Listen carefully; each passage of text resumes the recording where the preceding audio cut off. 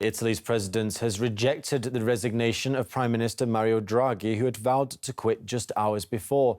This comes after populist coalition partner, the Five Star Movement, withdrew its support in a major confidence vote. The party's leader said there were more important things to focus on. I have a huge concern that September will likely be the time when many households will face the impossible choice of paying their electricity bills or buying food. There has been an incredible increase in bills, and the situation for many families like mine is very difficult. We hope that something will change in the coming months, although I am skeptical considering that governments are not doing much to help families. The sanctions will only increase prices in our country again.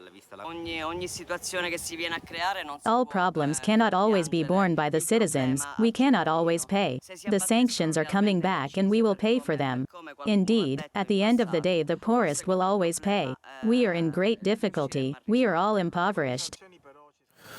Now, Italy's coalition government has been in power since February last year and is made up of parties from across the political spectrum.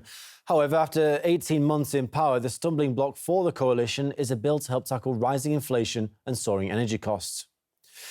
The island of Sicily illustrates the crisis facing the country, where 500,000 households there are struggling to pay their electricity bills. Large families and the elderly are being hit the worst. We heard from local industry workers who said Italians are now suffering from poverty due to anti-Russian sanctions. After 46 years of activity that I did with love and passion, I was reduced to working in this small garage. National and local institutions ignore poor people like me. The government doesn't care about the poor. The only solution is to permanently close. Many traders and artisans have closed precisely because they cannot pay their bills. Taxes also play a role. I pay a lot of bills and can't do it. Everything has increased considerably. This energy crisis is likely to lead to the collapse of thousands of Italian companies and also many citizens. Electricity and gas bills have increased by 400%. It is truly incredible. Thousands of businesses are in danger of closing down due to this sharp increase in taxes and bills. Many citizens no longer reach the end of the month. Draghi's government must intervene. Prices will increase further in the coming months due to these sanctions that are coming back to us. Sanctions are turning to Europe like a boomerang. We citizens are paying for them, and they are only increasing the number of poor people. People who used to have a very good economic status and now Italy's in president trouble has because of rejected the the sanctions resignation that are of Prime Minister Mario backfiring. Draghi. Many people in Italy no longer go to doctors and give up treatment precisely because they no longer have money to pay. Poverty is on the rise. We realize it, and I believe that in the following months the situation will get worse and worse. Well, political analyst Angelo Giuliano says people are now questioning if Europe's current foreign policy agenda is damaging the continent itself more than Russia. It was all about virtue signaling until the reaction of the market and people realizing that actually this is not hurting Russia, it is hurting Italy, it is hurting Europe, and the long-term effects are going to be extremely damaging. We are talking about most of Europe getting poor, getting actually deindustrialized. You need to keep in mind that those prices that are going to be extremely high are going to make Europe non-competitive. And one has to ask, is it really the purpose here? I mean, what is the hidden purpose? You have at the head of Europe people that are supposed to know about economy. It's a no-brainer that what Europe is doing is an economic suicide. Hungary has declared a state of emergency over its energy sector. The head of the Prime Minister's office blamed aggressive anti-Russian sanctions. Due to the protracted war in Ukraine and Brussels' sanctions, prices for energy carriers have skyrocketed across Europe, and an energy crisis has erupted in large parts of the continent. Hungary is heavily dependent on Russian fossil fuels for its energy needs. It currently gets around 65% of its oil and 85% of its gas from Moscow.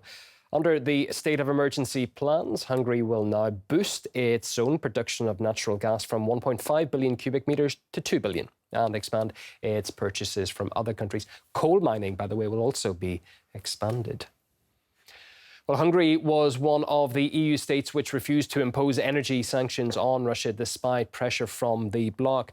Budapest said a European oil boycott would be, quote, an atomic bomb for its economy and destroy its stable energy supply.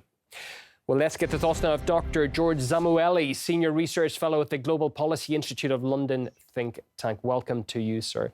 So, Hungary's declared a state of emergency over its energy sector. Are things really that bad already? No, I don't think so. I think state of emergency is more like it's a figure of speech. So it's not like it's there's actually an emergency. It just means that they're taking special measures that to ensure that there isn't excessive use of energy. In other words, they're planning for energy shortages this winter.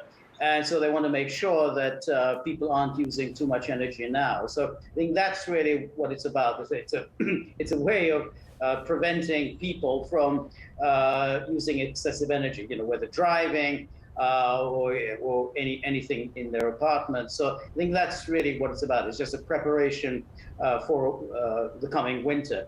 But there's no question. I mean, Hungary is not one of the strongest economies in Europe, and it is very vulnerable to energy shortages. And so I think that's really what it's about. That they're just in a way of just to expand on that then, George, is Budapest under any pressure from the rest of the EU to share the energy it's getting from Russia? And is that part of the state of emergency declaration, do you think? Yes, it is, because what had happened is that Hungary had actually put a price cap on petrol prices. So many people were coming from Europe to buy their petrol here in Hungary because it was cheaper here. And that's gone now. They've removed all the caps on prices, again, partly in order to discourage people from excessive indulgence on petrol, but partly also to prevent foreigners from coming to Hungary and buying up all the petrol here. The EU is talking about European solidarity in the face of the crisis is something we repeatedly hear. But just how united is that solidarity going to be as the energy crisis bites as we approach winter? Well, I don't think it is, because you really have to realize that the Europeans have no idea what are they going to do instead of the oil from Russia. It's all very well Ursula von der Leyen, the president of the European Commission, declaring, well, that's it, we're cutting ourselves from Russian oil by the end of the year, but they still haven't figured out, well, how are you going to replace it? So it's great to make these grand gestures, but you have to sort of think this through. So I'm assuming that if they do indeed cut off, or majority of the European countries are going to cut themselves off from Russian oil, they're going to go and buy the oil from India and China, who are getting it at a discount from Russia. But of course, they're going to have to buy it at a substantial markup. So it'll be far more expensive than it would have been had they continued to receive the oil from Russia.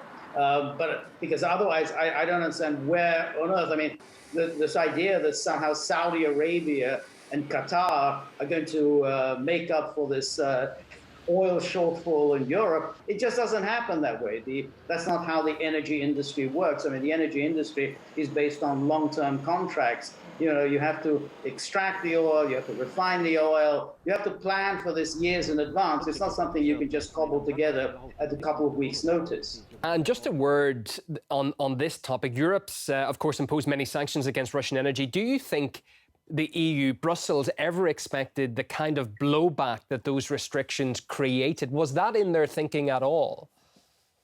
Probably not. I don't think that these people think these things through, because, of course, there had already been all sorts of energy problems in the EU even before February the 24th. I mean, basically, the Europeans have been relying on renewables to replace their fossil fuels. That's simply not getting off the ground. I mean, it's ludicrous that they expected the renewables to take the place of the fossil fuels. So that was a problem.